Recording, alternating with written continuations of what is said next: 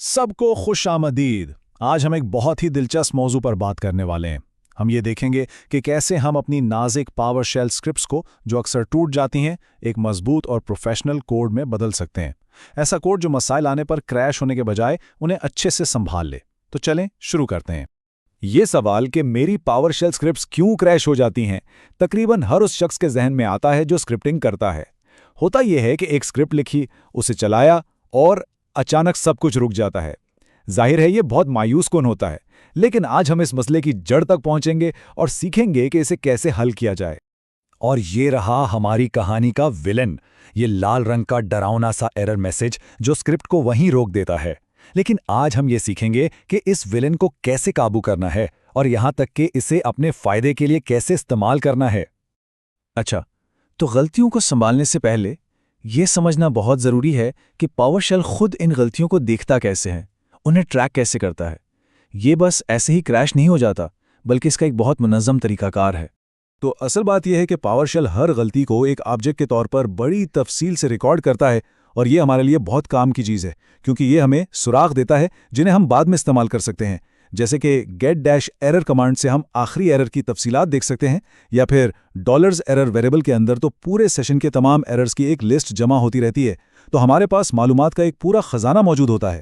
तो अब आते हैं अपने सबसे अहम टूल की तरफ। ये है ट्राई कैच। ये हमारा पहला और बुनियादी हथियार है, जिसके जरिए हम अपनी स्क्रिप्ट के कंट्रोल को वापस अपने हाथ में लेते हैं, खास तौर पर जब कुछ गड़बड़ हो जाए। इसकी साख्त बहुत सीधी सी है। इसके 3 हिस्से हैं। सबसे पहले है ट्राई ब्लॉक। इसमें हम वो कोड डालते हैं जिसके बारे में हमें शक हो कि ये फेल हो सकता है। फिर आता है कैच ब्लॉक। ये तभी चलेगा जब ट्राई ब्लॉक में कोई एरर आ जाए।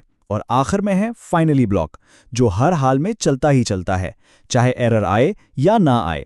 ये सफाई सुथराई के कामों के लिए बेहतरीन है। तो इसका फ्लो कुछ यूं बनता है।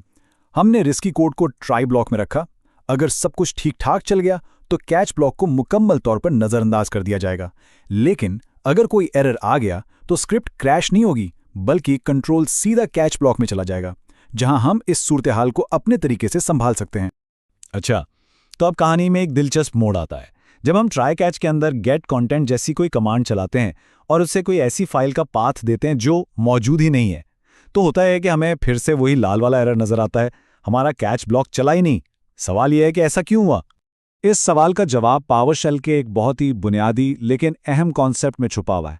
असल बात यह है कि पावरशेल में तमाम एरर्स एक जैसे नहीं होते, और इनके बीच का ये फ़र्क समझना ही ट्राई कैच को सही तरीके से इस्तेमाल करने की कुंजी है। देखिए, पावरशेल में एरर्स की 2 किस्में हैं। एक है टर्मिनेटिंग एरर्स। ये इतने संगीन होते हैं कि स्क्रिप्ट इनके बाद आगे नहीं चल सकती, बिल्कुल ऐसे जैसे गाड़ी का इंजन ही फेल हो जाए। ट्राई कैच इनको तो फौरन पकड़ लेता है। लेकिन दूसरी किस्म है नॉन टर्मिनेटिंग एरर्स की। ये ऐसे एरर हैं जहां कमांड एक आइटम पर फेल तो हुई, लेकिन वो आगे काम जारी रख सकती है।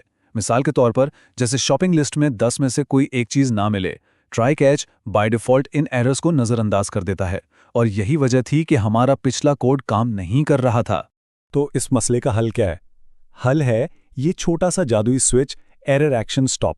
जब हम किसी भी कमांड के आगे ये लगा देते हैं, तो हम पावरशेल को ये कह रहे होते हैं कि देखो, अगर ये नॉन टर्मिनेटिंग एरर आए तो इसे एक टर्मिनेटिंग एरर समझो और वहीं रुक जाओ। और जैसे ही ऐसा होता है, हमारा कैच ब्लॉक फौरन एक्टिव हो जाता है। ठीक है, तो अब हमने एरर को पकड़ तो लिया, लेकिन सिर्फ ये कहना कि कुछ गलत हो गया काफी नहीं है। हमें इससे बेहतर काम करना है। कैच ब्लॉक के अंदर एक खास वेरिएबल होता है $_। ये हमें पूरे एरर ऑब्जेक्ट तक रसाई देता है। इसकी मदद से हम बहुत काम की मालूमात निकाल सकते हैं, जैसे कि एरर का असल पैगाम क्या था या कौन सी कमांड फेल हुई थी। और बात यहीं ख़त्म नहीं होती। हम इसे और भी बेहतर बना सकते हैं। हम मुख्तलिफ किस्म के एरर्स के लिए, जिन्हें एक्सेप्शंस कहते हैं, अलग अलग कैच ब्लॉक भी बना सकते हैं। इससे फ़ायदा ये होता है कि हम अपने जवाब को एरर की नौइयत के मुताबिक ढाल सकते हैं। जैसे कमांड नॉट फाउंड वाले एरर के लिए एक अलग मखसूस पैगाम दिखाया जाए। चलें, अब कुछ और एडवांस टेक्निकों पर नज़र डालते हैं। एक तो ये कि सफाई वाला कोड हर हाल में कैसे चले, और दूसरा ये कि इन एरर्स का क्या करें जहां हम असल कमांड को छेड़ नहीं सकते। कभी कभी ऐसी सूरत हाल आ जाती है कि हम हर कमांड के आगे एरर एक्शन स्टॉप नहीं लगा सकते। तो इसका हल ये है कि हम एक global variable $error action preference को आर्जी तौर पर स्टॉप पर सेट कर दें। लेकिन यहाँ एक बात बहुत बहुत अहम है, हमें फाइनली ब्लॉक का इस्तेमाल करते हुए इसे हमेशा उसकी पुरानी वैल्यू पर वापस सेट करना है, ताकि हमारी स्क्रिप्ट माहौल में मौजूद दूसरी चीज़ों पर असरअंदाज ना हो। ये एक सेफ्टी नेट की तरह है। अभी तक हमारी सारी बातचीत एरर्स को होने के बाद संभालने पर थी, यानी एक रिएक्टिव अप्रोच।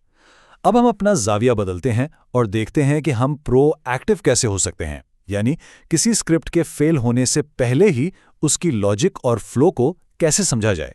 हम सब ने कभी ना कभी ये जरूर किया होगा, कोड के बीच में राइट आउटपुट की लाइनें डाल दें ताकि किसी वेरिएबल की वैल्यू चेक कर सकें और फिर बाद में उन्हें हटाना भूल गए। ये एक अनाड़ी तरीका है। इससे कहीं ज़्यादा बेहतर और प्रोफेशनल तरीका है राइट वर्बोज और राइट डीबग का इस्तेमाल करना। ये लाइनें आपके कोड का हिस्सा बनी रहती हैं, लेकिन ये अपना आउटपुट सिर्फ तब दिखाती हैं जब आप स्क्रिप्ट को एक खास स्विच जैसे डैश वर्बोज के साथ चलाते हैं। तो सवाल यह है कि यह जादू चलता कैसे है? और जवाब हैरानकुन हद तक आसान है। आपको बस अपने फंक्शन या स्क्रिप्ट के बिल्कुल शुरू में cmdlet बाइंडिंग लिखना है। बस इतना ही। ये एक छोटी सी लाइन पावरशेल को बताती है कि इस कोड को एक एडवांस कमांड की तरह ट्रीट करो, और वो खुद ब खुद उसमें माइनस वर्बोस और माइनस डीबग जैसे कारामत पैरामीटर शामिल कर देती है। और ये देखें, ये इसका अमली मुजाहिरा है। एक ही फंक्शन को जब हम आम तरीके से चलाते हैं तो हमें सिर्फ फाइनल नतीजा मिलता है, लेकिन जैसे ही हम उसी फंक्शन को वर्बोज स्विच के साथ चलाते हैं तो हमें इजाफी तफसीलात नजर आने लगती हैं जो बता रही हैं कि पर्दे के पीछे क्या हो रहा है। ये बिल्कुल ऐसा है जैसे आप कोड को बदले बगैर उसके अंदर झांक रहे हों। तो चलें आज की सारी बातों को जल्दी से समेटते हैं। अपनी स्क्रिप्ट्स को बुलेट प्रूफ बनाने के लिए क्या करना है? पहला, ट्राई कैच का इस्तेमाल करें ताकि एरर्स को काबू किया जा सके। दूसरा, नॉन टर्मिनेटिंग एरर्स को पकड़ने के लिए @error_action_stop इस्तेमाल करें। तीसरा, कैच ब्लॉक के अंदर डॉलर से एरर की तफसीलात निकालें। चौथा, सफाई वाले कोड के लिए फाइनली का इस्तेमाल यकीनी बनाएं। और पांचवा, डिबगिंग के लिए RG राइट आउटपुट के बजाय राइट वर्बोस जैसे प्रोफेशनल टूल्स का इस्तेमाल करें। तो अब जबकि ये सारे टूल्स और तकनीकें हमारे सामने हैं, असल सवाल ये है कि अगली बार जब कोई स्क्रिप्ट लिखी जाएगी तो उसे सिर्फ चलने वाला बनाने के बजाय वाकई बुलेट प्रूफ बनाने के लिए पहला कदम क्या उठाया जाएगा। क्योंकि याद रखें, बात सिर्फ कोडिंग की नहीं है, बात है मजबूत और काबिल भरोसा कोडिंग की।